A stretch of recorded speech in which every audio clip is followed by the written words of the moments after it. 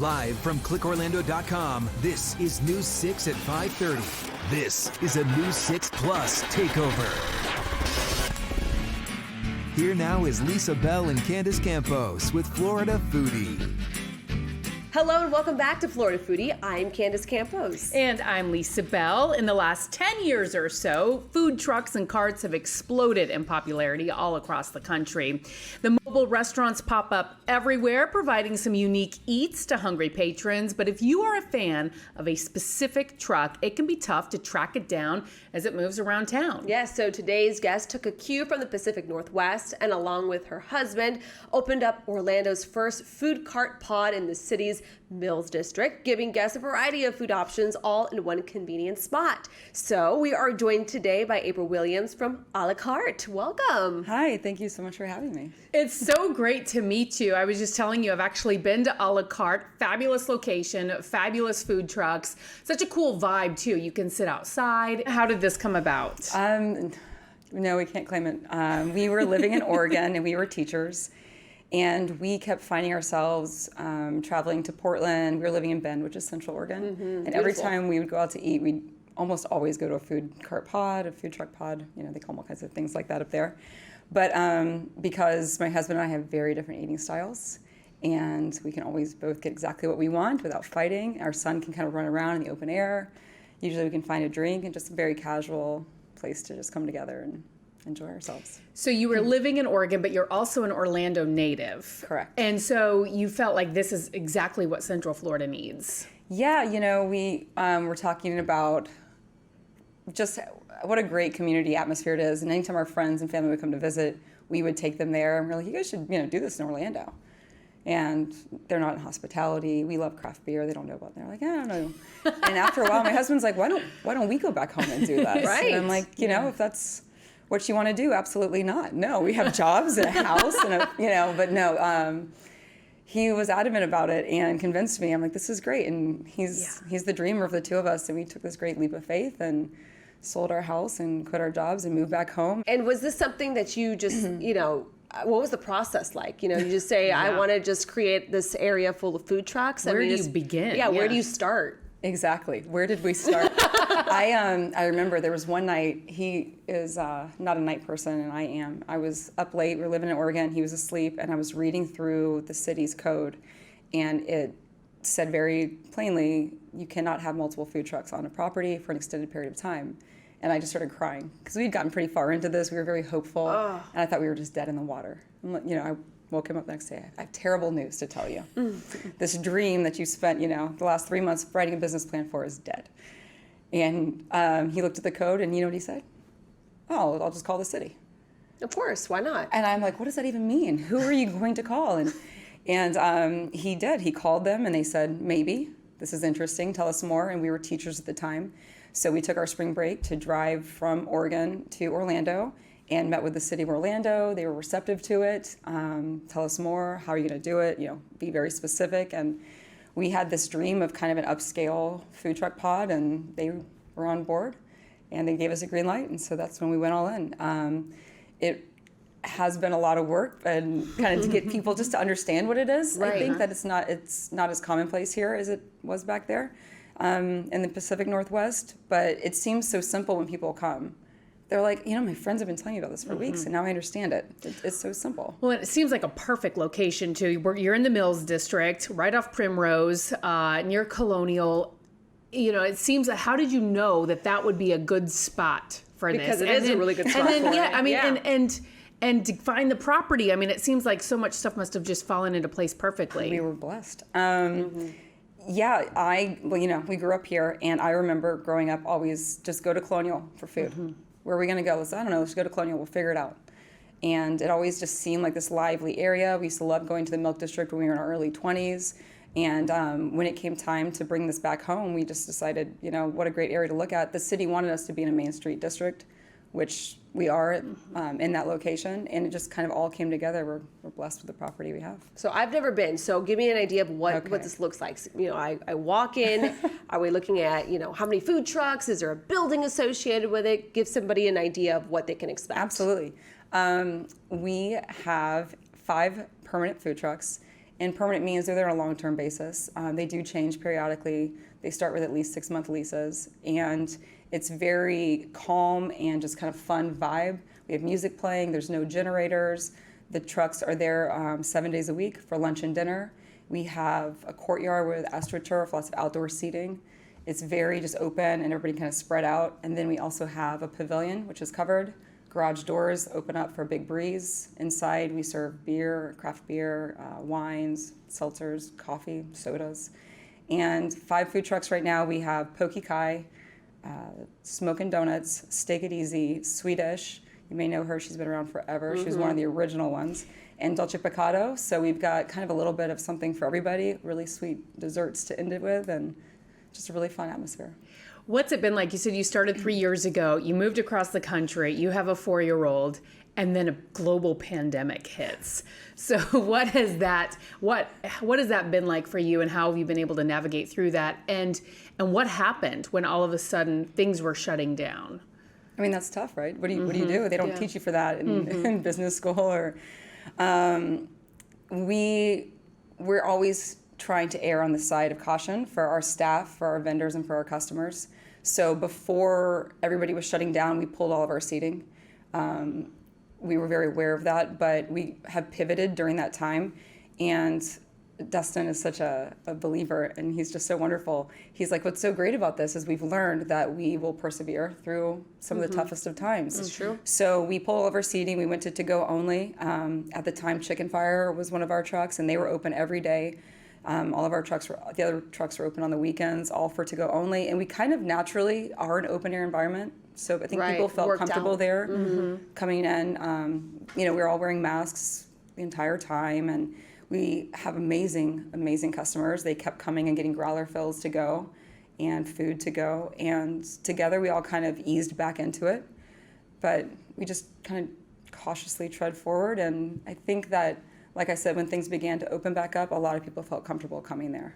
So when I first went there, it was packed. Oh. It was, which is fantastic. I mean, it seems like this just took on so quickly. What we've found out and what we've learned from our customers, everybody says something along the lines of, we needed this. Right. And we didn't even know what this was. And I mean, I'm 3 years into this. I'm still kind of fully understanding what everybody means by we needed this. But I think they just wanted a casual place where they could come together with their children or on a date and feel very relaxed and comfortable. And we're just thrilled to have brought this community-driven space. It has caught on, and we're very fortunate for that. We built it for people kind of like us, who were in their 30s and had kids, but still wanted to get together without the late night but not scene. too slow. Yeah, I still want to feel like I was going out. But what I've found is kids love it, grandparents love it. We host retirement parties, first birthdays. Just everybody kind of feels like they can come together, and that's what means the most to us. Can you rent out the whole space? You can. Wow. Yes. Okay. Yeah. Did you bring back the seating, or is it you need to come and bring some blankets and things like that? So what's kind of the process? How can you be prepared for this? Spoken as a parent with 2 kids, I'm like, how do I prepare myself for this? You can bring blankets if you need to. We do have lots of outdoor seating and indoor seating. We do movie nights every Monday night, and a lot of people bring blankets for those and some low back chairs just to be on the safe side. We have some movies that are very popular. Hocus Pocus, of course, during the holiday season is always a very popular one. But you don't need to bring any of those things. We have chairs. That's one of my things when I always hear about food trucks. This is me personally. I'm thinking, I don't want to hear and smell the generators and the gas, and then it's trying to find a trash can to sit on, hover over, so that way I have like a table, or find that one high boy that the food truck brings. So this feels like it's like the best of both worlds. You get that outdoor experience, you get that food truck that you can kind of nitpick from each, but then you also have that comfort that you don't have to sit there and, At a restaurant. At a traditional restaurant. Correct. And a big thing, I mean, we were talking before this, we all have young kids. A big thing for me is not feeling this awkwardness or embarrassment when I take my son to a restaurant and then I feel guilty that he's loud or he's bored. And so, he's put the screen in front of his face. Right. What we've found is the children kind of can run around the little grassy area and they can enjoy each other, and the parents are able to relax without feeling guilty about bringing their child to a restaurant where they're too loud, Still ahead on Florida Foodie, proof that you don't need a degree in food or business to get into the food business? Because you also told us what you went to college for, and it has nothing to do with running what you're doing right now. I don't think so. I think that I use the biomedical background quite often every day. Okay. I'm So kidding. you right. You went to school. When you do craft beers, You went have to- a little There's chemistry. a lot of chemistry. There you go. Yeah. So, April Williams describes the journey from being a high school teacher to home brewing to establishing Orlando's first food truck pod with her husband.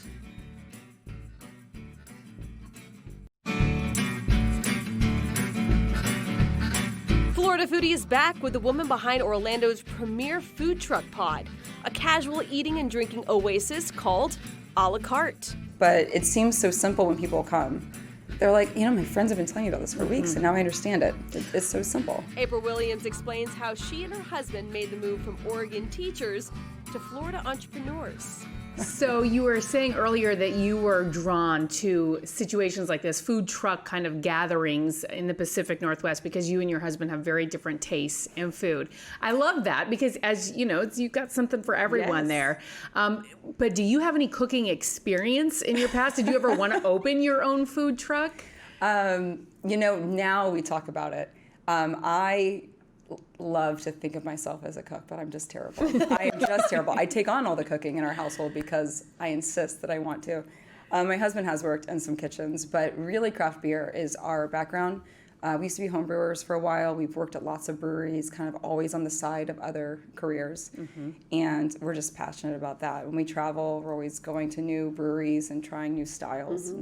So we bring a lot of that to our location. We have a lot of local Florida, Orlando, Tampa-based breweries, but we like to spotlight some of the places that we used to live. Like And that caught my attention when you said, during the pandemic, people came and brought the growlers. It was surprising before the pandemic hit. People here in Central Florida really didn't have a grasp on the growlers. And then, because I lived in Oregon as well, and that was a huge thing. So that's another little niche that you guys have in that area of Colonial. It's true. And, part of that is because the growler laws in Florida were kind of wonky for a long time there. You can only fill the really big ones or the really small ones, but not the common size. Anyway, so that's a little brewer history where I geek out. But I think that was one of the byproducts, yes, of the pandemic. People realized you could take our products to go. I love talking to people like you who've started their own business and are doing so well. Tell me a little bit more about you and your husband and your background, because you were teachers in Oregon, and so many people think like, wow, I would love to open my own food truck or whatever, but I can't do that because I'm doing whatever else. What were you teaching first? Okay. And because you also told us what you went to college for, and it has nothing to do with running what you're doing right now. I don't think so. I think that I use the biomedical background quite often every day. Okay. I'm So kidding. you right. You went to school. When you do craft beers, You went to- There's chemistry. a lot of chemistry. There you go. Yeah. So You went to grad school for biomedical engineering. Yes. Okay. in then Sydney, Australia. Yes. And then you became a school teacher Yes. in Oregon, teaching what? Math and science at high school, a lot Okay. of physics and chemistry. Yeah, and then my husband was also teaching at the same school. Aren't we adorable? He was teaching. By the way, which you guys met in high school In here Orlando. in Orlando, Lake Yes, Howell. we went to Lake Howell High School together. Yes, years Followed ago. each other around the world. We didn't get together until after college. Oh, come on, keep it romantic. No, it was great. We had other, lives, and then we came together again. And he was teaching, math, everything from remedial math all the way up to AP Calc. Yeah. So that's and what you we were didn't doing. think you just wanted to have this teaching career for the rest of your life? I loved it. We were coaching as well, and that was a blast. Absolutely loved the students. But he is an entrepreneurial spirit, and he had some dreams that I kept saying, no, I don't think that's a good idea. Let's get a steady paycheck. And I always joke, he wanted to open a brewery in Seattle, 10 years ago? And I said, oh, it's saturated here. There's so many breweries. Yeah. Hello. And then I lived to eat my words on that one. And then he had some other ideas. And with this concept, he was really passionate about it. And it's just so beautiful to me. I've said it a couple of times, but it really is a community space. And we get to come together, not just and celebrate, obviously, the beers, which we love. But, I love to eat. I just can't cook. So, hello. That's the best thing. right. Yeah. we have these amazing 5 food trucks. And they are they're my friends. Yeah. At this point, I mean, we work together day in and day out, and it's a lot of fun. So is there room to expand there what's next? or in other parts of Central Florida? And what was there before you guys were there? Because that is such a fun area, but I lived over in that area, kind of near Baldwin Park, and I don't remember what was there before you guys. It was a little house that they were using as an office for a landscaping company. Okay. But Boring. That was what's boring. funny is Next. everybody thinks that we have repurposed like a Jiffy Lube because we have big roll-up garage doors. Right. Because we just want this great open air cross breeze. That's very Yes. Oregon. Yes. Yeah, Yeah. there's a lot of It's a those very- big Yeah. doors that they would just open up, and because the Yeah. weather there is so nice, and so it is. I mean, it is here too. Most of the year. Yeah, most of Yeah. the year. Yeah. So, but can you expand in that area, or are you looking at other parts of Central Florida? There's not, our architect always makes a joke. We now know the smallest one we can build on this lot. We've maxed out kind of everything we can do on our property, I think. But we are looking at other locations, and we are hopeful to grow just because so many, that wasn't what we set out to do. We weren't looking to be this big thing. But so many people, like I said, have come to us and said, we need this in our neighborhood, and Right. this would be great where I live, and I wish I didn't have to drive 40 minutes to be here, or from Daytona. And I'm just like, oh my God, you drove here from Daytona? I'm like, I'm so humbled by that. Like, Yes, whoa. yes. Wait a second. You got on I-4. I know. And you came all the way here? Like, It's humbling, it really Yeah. is, because Yeah. it's shocking to me. yeah. But so we are trying to grow. And the other thing, because we love our food truck so much and just love what they do, we don't have a lot of rotation really anymore. We kind of did at the beginning, but they're growing their brands, and they're so much a part of who we are and what we do. We want to continue to grow to offer that to other food trucks Right. too. This Well, yeah, kind of 'cause some incubator space. People might go there expecting to see, do. certain trucks and certain options, and they might be craving something. And if that's not there, Exactly. they're not going to be very happy. No, it's happened. And I'm not happy. Yes. So there's just all these other great food trucks, and Yeah. if we had one here and there, then maybe we could bring in some other ones too, and Yeah. give them a chance to grow their brand and really try to kind of Yeah, like Chicken Fire. exactly. Yeah, Well, we had them on the Florida Foodie, and I mean they're doing great business there. Yeah. So they were quick, right to a brick and mortar. Yeah. It is amazing how that happens to so many people. Obviously, they build this brand on social media or wherever, and people are following them everywhere. And then the next thing you know, they open up shop. Yeah, and they're just killing it. Their food's just so delicious. And you guys are obviously killing it. Where can people find your information? How can they find your hours, et cetera, et cetera?